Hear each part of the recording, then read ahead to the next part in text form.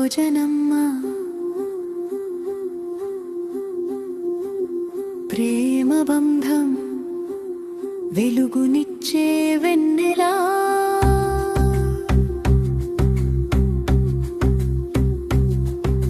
సరోజినమ్మ పెద్ద మనసు నీడనిచ్చే చెట్టురా తోడునిచ్చే అమ్మరా సరోజనమ్మ ఇంటిలోన పరుగులై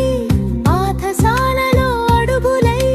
ప్రతి ఉదయము వచ్చి నీవు పనులు అన్ని చేసినప్పుడు మేము సంతోషించెనప్పుడు సరోజనమ్మ